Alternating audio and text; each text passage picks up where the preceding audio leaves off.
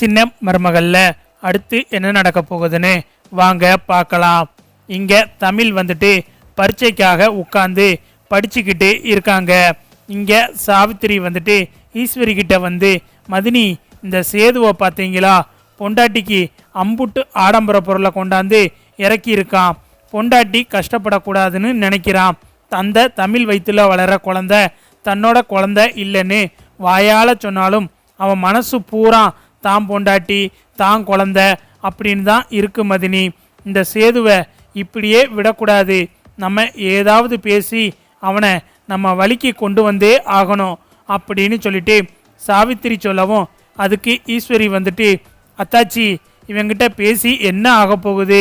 சேதுக்கிட்ட நம்ம ஏற்கனவே பேசினப்ப என்ன சொல்லிட்டு போனான்னு பார்த்தீங்கல்ல, அப்படியே மலிப்பி பேசுகிறான்.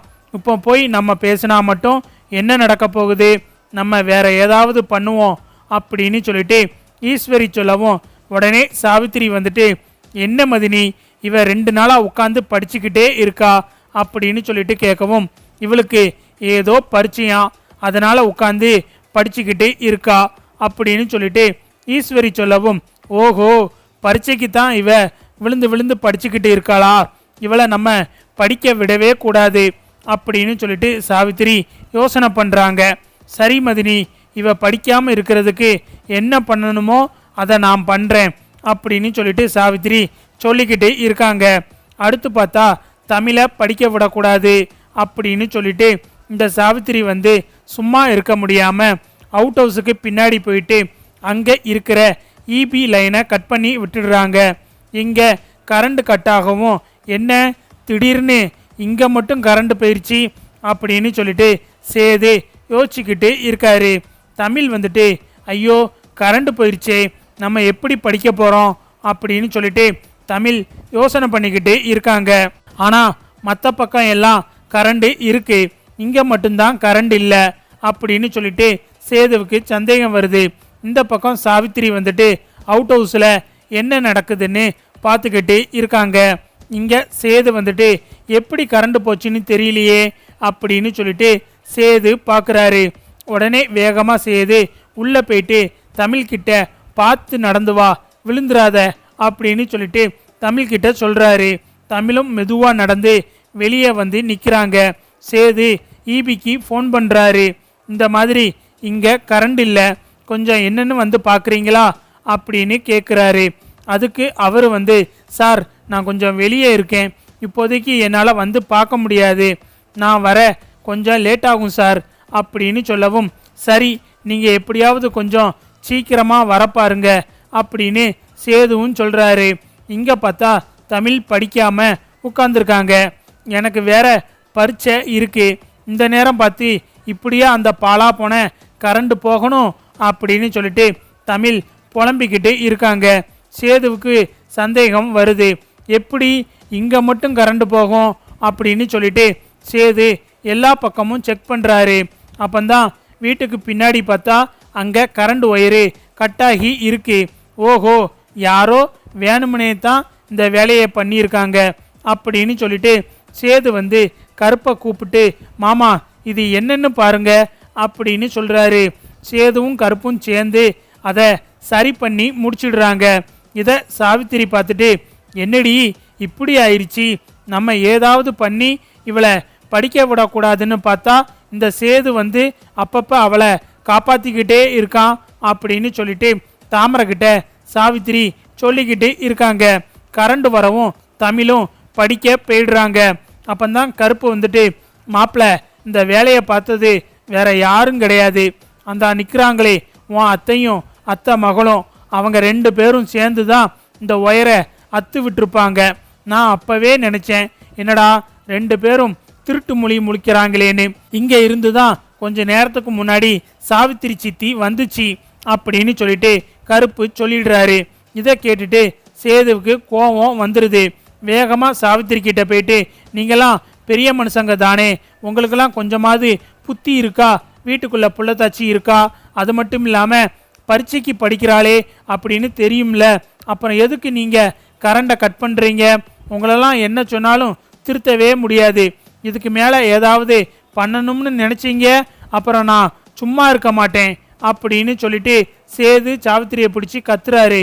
உடனே சாவித்திரி வந்துட்டு, என்ன சேது, நீ அவளுக்கு ரொம்ப ஒத்து ஊதிக்கிட்டு இருக்க, அவள் நமக்கு என்ன பண்ணான்னு உனக்கு தெரியும்ல, அவளுக்கு போய் நீ சப்போர்ட் பண்ணிக்கிட்டு எங்கள் கூட சண்டைக்கு வார அப்படின்னு சாவித்திரி சொல்லவும், அவள் என்ன வேணா பண்ணியிருக்கட்டும், ஆனால் இப்போ அவள் வயிற்றுல பிள்ளைய வச்சிருக்கா, அது மட்டும் இல்லாமல் படிச்சுக்கிட்டு இருக்கா, இப்படி படிக்கிறவங்கள தொந்தரவு பண்ணக்கூடாதுன்னு உங்களுக்கு தெரியாதா அப்படின்னு சொல்லிட்டு சேது கண்டமேனிக்கு சாவித்திரியை திட்டி விட்டுடுறாரு. இந்த பக்கம் பார்த்தா அப்பத்தா வந்துட்டு சேது சாவித்திரியை போட்டு திட்டுறதை பார்த்துட்டு, அப்படி போடு பொண்டாட்டிக்கு ஒன்றுன்னதும் என்னம்மா துடிக்கிறான் அப்படின்னு சொல்லிட்டு அப்பத்தா சந்தோஷப்பட்டுக்கிட்டு இருக்காங்க. அடுத்து பார்த்தா மோகனா வந்துட்டு ராஜாங்கத்துக்கு குடிக்க பால் கொடுத்துக்கிட்டு இருக்காங்க. என்ன மோகனா, அம்மா தூங்கிட்டாங்களா அப்படின்னு ராஜாங்கம் கேட்குறாரு. இல்லைங்க, இப்போதான் மாத்திரை எல்லாம் கொடுத்துட்டு வந்தேன் அப்படின்னு மோகனா சொல்கிறாங்க. சரி மோகனா, இன்னைக்கு என்ன அவுட் ஹவுஸுக்கு பெட்டி பெட்டியாக வந்து இறங்கிக்கிட்டு இருந்துச்சு அப்படின்னு சொல்லிட்டு ராஜாங்கம் கேட்கவும், அது ஒன்றும் இல்லைங்க, சேது வந்துட்டு அந்த வீட்டுக்கு தேவையான ஃப்ரிட்ஜு வாஷிங் மிஷினு எல்லாமே வாங்கியிருக்கான் அப்படின்னு மோகனா சொல்கிறாங்க. எதுக்கு மோகனா, இங்கே தான் நம்ம வீட்டில் எல்லாமே இருக்கே, எதுக்கு போட்டுக்கிட்டு, இன்னும் கொஞ்ச நாளில் சேது இங்கே வந்து இருக்க போகிறான், பிறகு எதுக்காக ஃப்ரிட்ஜு வாஷிங் மிஷினு ஆடம்பரமான பொருள் எல்லாம் வாங்கணும் அப்படின்னு சொல்லிட்டு ராஜாங்கம் கேட்குறாரு. அது வந்துங்க, சேது வந்துட்டு தமிழ் ரொம்ப கஷ்டப்படுறா அப்படின்னு சொல்லிட்டு தான் துவைக்கிறதுக்கு வாஷிங் மிஷின் வாங்கியிருக்கான். அது மட்டும் இல்லாமல் அவள் வயிற்றுல பிள்ளைய வேற வச்சிருக்காளே, பிள்ளைய வச்சுக்கிட்டு கஷ்டப்படுறான்னு சொல்லிட்டு தான் சேது தமிழ்ச்செல்விக்கு இந்த மிஷின்லாம் வாங்கி கொடுத்துருக்கான் அப்படின்னு மோகனா சொல்லவும், என்ன மோகனா சொல்கிற அப்படின்னு ராஜாங்கம் கேட்குறாரு.